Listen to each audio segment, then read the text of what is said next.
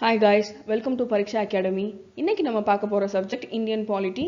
Indian Polityல நம்ம பார்க்க போற topic Surprising Facts about Indian Constitution. அதோட பார்ட் 2. நேத்து நம்ம பார்ட் 1 வீடியோ பார்த்தோம். அந்த வீடியோல நம்ம என்ன பார்த்தோம் அப்படின்னு சொன்னா இந்தியன் கான்ஸ்டிடியூஷன், அதாவது இந்திய அரசியல் அமைப்பு அப்படின்னா என்ன, அது உருவாகிறதுக்கு காரணமும் தேவையும் எதுவா இருந்தது, திரு அம்பேத்கர் அவர்கள் அதை உருவாக்குறதுக்கு எந்த அளவுக்கு மெனக்கெட்டாரு, இந்த மாதிரி நிறைய சுவாரஸ்யமான விஷயங்கள் நேற்று வீடியோல நம்ம பார்த்தோம். இன்னைக்கும் அதே மாதிரி தான், உங்களோட சுவாரஸ்யத்துல கொஞ்சம் கூட குறைவு இருக்க போறது கிடையாது. இந்த இந்தியன் கான்ஸ்டிடியூஷன், அதாவது இந்திய அரசியல் அமைப்புன்ற புக்குக்குள்ள என்ன மாதிரியான விஷயங்கள் இருக்கு, வாங்க போய் வீடியோக்குள்ள பார்க்கலாம். நம்ம இந்தியன் கான்ஸ்டிடியூஷனோட முதல் பகுதி என்ன அப்படின்னு பார்த்தோம்னா ப்ரியம்பிள். இந்த வார்த்தை வந்து நிறைய பேருக்கு கேள்விப்படாத மாதிரி இருக்கும். ஆக்சுவலாக அது அப்படி கிடையாது. இந்த வார்த்தை வந்து நம்ம நிறையவே கேள்விப்பட்டிருப்போம். என்ன அப்படின்னு பார்த்தோம்னா, ஒரு தமிழ் புக் எடுத்து பார்த்தோன்னு வச்சுக்கோங்களேன், அதோட ஃபர்ஸ்ட் ஆர் செகண்ட் பேஜில் பார்த்தீங்கன்னா முன்னுரை அப்படின்னு எழுதியிருப்பாங்க. அந்த முன்னுரை தாங்க ப்ரியம்பிள். இப்போ இங்கிலீஷ் புக்கே எடுத்து பார்த்தோம்னா ப்ரியம்பிள்னு போட்டிருக்க மாட்டாங்க, ப்ரிஃபேஸ்னு போட்டிருப்பாங்க. ப்ரிஃபேஸ்ன்றது என்ன அப்படின்னு பார்த்தோம்னா ப்ரியம்பிளோட இன்னொரு சினானிம் தான். இப்போ ப்ரியம்பிள்னா என்ன அப்படின்னா, தமிழில் சொல்லணும்னா முன்னுரை, இங்கிலீஷில் வந்து புரியுற மாதிரி சொல்லணும் அப்படின்னு சொன்னால் ப்ரிஃபேஸ்லையா இருக்கட்டும் இல்லைன்னா முன்னுரையிலையா இருக்கட்டும், என்ன சொல்லியிருப்பாங்க அப்படின்னு பார்த்தோம்னா, அந்த என்டையர் புக்கில் வந்து என்ன நாங்கள் சொல்லியிருக்கோம் அப்படின்றத தான் முன்னுரை இல்லைன்னா ப்ரிஃபேஸில் எழுதியிருப்பாங்க. சேம் தட் நம்ம இந்தியன் கான்ஸ்டியூஷனில் ப்ரியம்பிள்லையும் அதை தான் எழுதியிருக்காங்க. என்ன அப்படின்னு சொன்னால், நம்ம இந்தியன் கான்ஸ்டியூஷனோட இன்ட்ரொடக்ஷன் பேஜே வந்து நம்ம ப்ரியம்பிள் தான். ஏன் அப்படி சொல்கிறாங்க அப்படின்னு சொன்னால், அந்த இந்தியன் கான்ஸ்டியூஷனோட நோக்கம் என்னென்ன நல்ல காரியங்களுக்காக நம்ம வந்து இந்த இந்தியன் கான்ஸ்டியூஷனை உருவாக்கியிருக்கோம், இந்த மாதிரி சில பேசிக் பாயிண்ட்ஸ் தான் எதில் இருக்குது அப்படின்னு பார்த்தீங்கன்னா ப்ரியம்பிளில் இருக்குது. சிம்பிளாக ப்ரியம்பிளில் என்ன சொல்கிறாங்க அப்படின்னு சொன்னால், கீ டு கான்ஸ்டியூஷன் அப்படின்னு சொல்கிறாங்க. ஸோ இது வந்து எப்படி எழுதுனாங்க அப்படின்னு பார்த்தோன்னா, January 22, 1947 ஜவஹர்லால் நேரு வந்து ஒரு மீட்டிங் கன்வே பண்ணியிருக்காரு. அந்த கன்வென் பண்ண மீட்டிங்கில் பார்த்தீங்கன்னா, ஒரு கான்ஸ்டியூஷன் அப்படின்றது எப்படி இருக்கணும், எந்த மக்களுக்கு என்ன நல்லது செய்யறதுக்காக இந்த அரசியல் அமைப்பு உருவாகி இருக்கு அப்படின்னு சொல்லி அந்த மீட்டிங்ல சில பாயிண்ட்ஸ் டிஸ்கஸ் பண்ணியிருக்காரு. அந்த மீட்டிங்ல அவர் கன்வே பண்ண அந்த பாயிண்ட்ஸை தழுவி எழுதுனது தான் இந்த ப்ரியம்பிள், அதாவது இந்தியன் கான்ஸ்டிடியூஷனோட ப்ரியம்பிள். உங்க எல்லாருக்கும் ஒரு இன்ட்ரெஸ்டிங்கான விஷயம் சொல்றேன். என்ன அப்படின்னு சொன்னா, ப்ரியம்பிளோட ஸ்டார்டிங் வேர்டு என்ன அப்படின்னு பார்த்தோம்னா, we the people of India, அதாவது எல்லாருக்கும் புரியுற மாதிரி தமிழ்ல சொல்லணும்னா, இந்தியனாகிய நான் அப்படின்னு தான் ஸ்டார்ட் ஆகுது. சொல்றப்பவே நல்லா இருக்குல்ல. ஸோ இதுல இருந்து நமக்கு என்ன தெரியுது, இந்த வார்த்தையில இருந்து என்ன தெரியுது அப்படின்னு பார்த்தோம்னா, இந்த இந்தியன் கான்ஸ்டியூஷன் உருவாகிறதுக்கு பேஸே வந்து பார்த்தீங்கன்னா நம்ம மக்கள் தான், அதாவது இந்திய மக்களை மையப்படுத்தி தான் இந்தியன் கான்ஸ்டியூஷன் உருவாகியிருக்கு அப்படின்றது நல்லாவே தெரியுது. ஸோ அந்த ப்ரியம்பிள்ல ஒரு லைன் சொல்லியிருக்காங்க. என்ன அப்படின்னு சொன்னா, India is a sovereign, socialist, secular, democratic republic அப்படின்னு சொல்லியிருக்காங்க. ஸோ இது ஒவ்வொன்றுக்கும் அர்த்தம் சொல்றேன் பாருங்களேன். அதுல வந்து எந்த அளவுக்கு ஒரு பவர் இருக்கு அப்படின்றது நம்ம எல்லாருக்குமே தெரியும். இப்போ சவரைன்னா என்ன அர்த்தம்னா இறையாண்மை அப்படின்னு அர்த்தம். ஸோ அதோட மீனிங் என்ன அப்படின்னு பார்த்தோம்னா, நம்மளை ஆட்சி செய்கிறாங்க இல்லையா, அவங்க வந்து யாருக்கு சமம் அப்படின்னு பார்த்தீங்கன்னா இறைவனுக்கு சமம், கடவுளுக்கு சமம். அப்போ கடவுள் வந்து நம்மளை ஆட்சி செஞ்சார் அப்படின்னு சொன்னால், நம்ம எல்லாருக்கும் எந்த அளவுக்கு நல்லது செய்வாரோ அந்த அளவுக்கு நல்லது வந்து யாரு செய்யணும் அப்படின்னு சொன்னால் ஆட்சியில் இருக்கிறவங்க செய்யணும் அப்படின்றது அந்த சவரைன் அப்படின்றதுக்கான அர்த்தம்.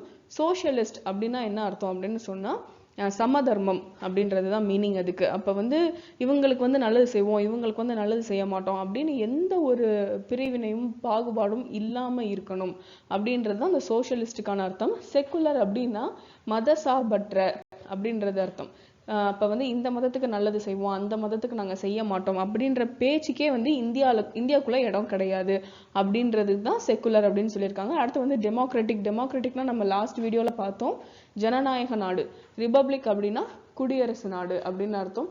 ஸோ அப்படின்னு பார்க்குறப்போ ஒவ்வொரு வார்த்தையும் எந்த அளவுக்கு பவர்ஃபுல்லாக வந்து நம்ம நேருஜியா இருக்கட்டும், அம்பேத்கர் அவர்களாக இருக்கட்டும், அப்படியே செதுக்கியிருக்காங்க அப்படின்னு தான் சொல்ல முடியும். ஸோ வந்து நம்ம இந்தியாவில் இருக்க அத்தனை சிட்டிசன்ஸுக்குமே வந்து ஒரு நல்ல ஸ்டேட்டஸ் கொண்டு வர்றதுக்காக தான் என்ன பண்ணியிருக்காங்கன்னா கான்ஸ்டியூஷன் ஆஃப் இந்தியாவை வந்து உருவாக்கியிருக்காங்க. நம்ம இந்தியன் கான்ஸ்டியூஷனில் இன்னும் முக்கியமாக சொல்லப்படுற சில விஷயங்கள் என்ன அப்படின்னு பார்த்தோம்னா, சுதந்திரம். அதாவது பிரிட்டிஷ்காரங்கிட்ட இருந்து தலைவர்கள் எல்லாருமே வந்து நமக்கு வந்து சுதந்திரம் வாங்கி கொடுத்துட்டாங்க. ஆனால் வந்து இன்னும் சில ரெஸ்ட்ரிக்ஷன்ஸ் இருக்குது. என்ன அப்படின்னா, இந்த தெய்வத்தை நீ வழிபடக்கூடாது, இங்கே போகக்கூடாது, அந்த மாதிரி. ஸோ அது வந்து அறவே கூடாது எல்லாருமே வந்து அவங்க இஷ்டப்பட்ட தெய்வத்தை கும்பிட்டுக்கலாம், அவங்க அவங்க நம்பிக்கைக்கு பின்னாடி அவங்க போய்க்கலாம். அந்த மாதிரி ஒரு சுதந்திரத்தை வந்து இந்தியன் கான்ஸ்டியூஷன் நமக்கு கொடுத்துருக்கு. அதாவது எந்த ஒரு குடிமக்களையுமே வந்து நீ இதை பண்ணக்கூடாது அதை பண்ணக்கூடாதுன்னு சொல்றதுக்கு இன்னொருத்தருக்கு வந்து எந்த ஒரு ரைட்ஸும் இல்லை அப்படின்ற விஷயத்த தெளிவாகவே சொல்லியிருக்கு. அதே மாதிரி இன்னொன்று பார்த்தீங்கன்னா, இந்த ஜாதி மக்களுக்கு ஆப்பர்ச்சுனிட்டி அதிகம், இந்த மதத்துக்கு வந்து அதிகம், அந்த மாதிரி எந்த ஒரு விஷயமே கிடையாது. நம்ம நம்ம கவர்மெண்ட்டை பொறுத்த வரைக்கும் எல்லாருமே காமன் தான், எல்லாருமே ஈக்குவல் தான். ஸோ ஆப்பர்ச்சுனிட்டி வந்து எல்லாருக்குமே ஈவனாக தான் கொடுக்கப்பட்டிருக்கு அப்படின்றது நம்ம கான்ஸ்டியூஷனில் சொல்லியிருக்காங்க. இன்னொன்று வந்து நம்ம ஸ்கூல் டேஸில் வந்து பிளெட்ஜ் எடுத்திருப்போம். ஸ்கூல் டேஸ் பிளெட்ஜில் பார்த்தீங்கன்னா ஒரு லைன் வரும், என்ன அப்படின்னா, all Indians are brothers and sisters அப்படின்னு சொல்லிட்டு அதை தான் வந்து என்னன்னு சொல்கிறாங்கன்னா இந்தியன் கான்ஸ்டியூஷனில் ஃப்ராட்டர்னிட்டி அப்படின்னு சொல்கிறாங்க. அதாவது சகோதரத்துவம், நம்ம இந்திய மக்கள் அனைவருக்குள்ளும் சகோதரத்துவம் அப்படின்ற ஒரு விஷயம் கண்டிப்பாக இருக்கணும் அப்படின்றதையும் இந்தியன் கான்ஸ்டியூஷன் வலியுறுத்துது. இந்திய அரசியல் அமைப்புல அடுத்த முக்கியமான பகுதி என்ன அப்படின்னு பார்த்தோம்னா சிட்டிசன்ஷிப். சிட்டிசன்ஷிப் அப்படின்னா தமிழ்ல குடியுரிமை அப்படின்னு அர்த்தம். இந்த குடியுரிமையை பத்தி நம்ம தெரிஞ்சுக்க வேண்டியது, குடியுரிமை சட்டம் அப்படின்றது 1955, அதாவது 1955 தான் அமுலுக்கு வந்தது.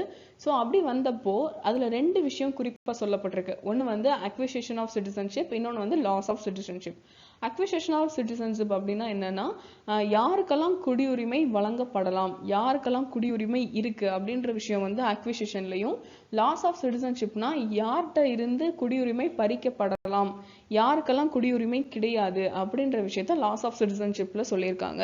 ஸோ யாருக்கெல்லாம் சிட்டிசன்ஷிப் அதாவது குடியுரிமை இருக்கு அப்படின்னு பார்த்தோம்னா, நம்ம இந்திய நாட்டில் ஜனவரி 26, 1950, அதாவது ஜனவரி 26, 1950க்கு அப்புறம் இந்தியாவில் பிறந்த அத்தனை குழந்தைங்களுக்கும் எல்லாருக்குமே என்ன இருக்குன்னா நம்ம இந்திய மக்கள் அப்படின்ற குடியுரிமை இருக்கு.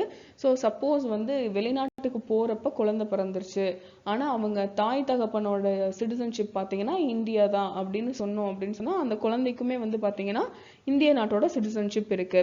இப்போ வெளிநாட்டுல இருந்து நம்ம ஊருக்கு வராங்க, அவங்க வந்து இந்திய நாட்டோட குடிமக்கள் ஆகணும் அப்படின்னு சொன்னா அவங்க அப்ளை பண்ணி இந்தியன் சிட்டிசன்ஷிப் வாங்கிக்கலாம். இப்போ அடுத்து வந்து நம்ம என்ன பார்க்க போறோம்னா லாஸ் ஆஃப் சிட்டிசன்ஷிப். யார் யாருக்கு வந்து சிட்டிசன்ஷிப் கிடையாது அப்படின்னு பார்த்தோம்னா, வெளிநாட்டுக்கு போக விரும்புகிறோம், அங்கே நாங்கள் சிட்டிசன்ஷிப் வாங்க போகிறோம் அப்படின்னு சொன்னால் இந்த இந்திய நாட்டோடதை கேன்சல் பண்ணிக்கலாம். அதே மாதிரி ஏதாவது ஒரு டெரரிஸ்ட் ஆக்ட்லேயோ இல்லைன்னா ஃப்ராட் ஆக்ட் இந்த மாதிரி ஏதாவது ஒரு விஷயத்தில் நம்மளோட பங்கு இருக்கு அப்படின்னு சொன்னா நம்ம இந்திய அரசுக்கு நம்மளோட குடியுரிமையை ரத்து பண்றதுக்கு முழு உரிமை இருக்கு. அதை தான் வந்து சிட்டிசன்ஷிப் ஆக்ட்ல சொல்றாங்க. நம்ம இந்திய அரசியல் அமைப்போட 3வது பகுதி என்ன அப்படின்னு பார்த்தோம்னா ஃபண்டமெண்டல் ரைட்ஸ். இந்த ஃபண்டமெண்டல் ரைட்ஸ்ன்றது பார்த்தீங்கன்னா ஆர்டிகல் 12 to 35 இது ஃபுல்லாமே எதை தான் மென்ஷன் பண்ணுது அப்படின்னா நம்ம இந்திய மக்களோட அடிப்படை உரிமையை தான் மென்ஷன் பண்ணுது. ஸோ வந்து இதுக்கு கீழே எத்தனை பகுதி இருக்கு அப்படின்னு பார்த்தோம்னா மொத்தமாக 7 பகுதி இருக்கு. அந்த 7 பகுதியை ஒன்னொன்னா பார்ப்போம். ஸோ ஃபர்ஸ்ட் என்ன அப்படின்னு பார்த்தோம்னா ரைட் டு ஈக்குவாலிட்டி. இந்த ரைட் டு ஈக்குவாலிட்டிக்கு கீழே இருக்கிற உரிமைகள் என்னென்ன பார்த்தோம் அப்படின்னு சொன்னா article 14 equality before law, Article 15 prohibition of discrimination on grounds of religion, race, caste, sex or place of birth. Article 16 equality of opportunity in matters of public employment. Article 17 abolition of untouchability. Article 18 abolition of titles except military and academic. So இதில் பார்த்தீங்கன்னா நம்ம வந்து எல்லாருமே சமம் அப்படின்ற விஷயத்தை தான் right to ஈக்குவாலிட்டியில் சொல்ல வராங்க. அடுத்து பார்த்தீங்கன்னா மதம், ஜாதி, இந்த மாதிரி ஜெண்டர் வச்சோ இல்லைன்னா பிறந்த இடத்த வச்சோ நம்மளை வந்து பிரிக்கிறதுக்கு யாருக்கும் எந்த ஒரு ரைட்ஸும் கிடையாது. அதே மாதிரி யாரா இருந்தாலும் அவங்களுக்கு வந்து எம்ப்ளாய்மெண்ட் ஆப்பர்ச்சுனிட்டி சமமாக தான் இருக்கணும் அப்படின்ற விஷயத்தையும் சொல்லுது. அதே மாதிரி தீண்டாமை அதை வந்து கம்ப்ளீட்டாக ஒழிக்கணும் அப்படின்ற விஷயமும் வந்து எதுக்கு கீழே வருதுன்னா ரைட் டு ஈக்குவாலிட்டி கீழே தான் வருது. ஸோ நெக்ஸ்ட் பார்ட் என்ன அப்படின்னு பார்த்தோம்னா right to freedom. Right to ஃப்ரீடம்க்கு கீழே வர ஆர்டிகல் என்னென்ன அப்படின்னு பார்த்தோம்னா article 19 freedom of speech and expression, assembly, association, movement, residence and profession. Article 20 protection in respect of conviction for offences. Article 21 protection of life and personal liberty. Article 21A right to elementary education. Article 22 protection against arrest and detention in certain cases. So இதில் என்ன சொல்கிறாங்க அப்படின்னு சொன்னால், எந்த ஒரு இடத்துலையும் நம்ம பேசுகிறதுக்கு நமக்கு உரிமை இருக்குது. நம்ம வந்து அந்த இடத்துல இருந்து விலகி செல்றதுக்காக இருக்கட்டும், அந்த இடத்துல குடி இருக்கிறதுக்காக இருக்கட்டும், நம்மளோட ப்ரொஃபஷனை நம்ம சூஸ் பண்ணிக்கிறதுக்கு எல்லா உரிமையும் நமக்கு இருக்குது அப்படின்றத சொல்கிறாங்க.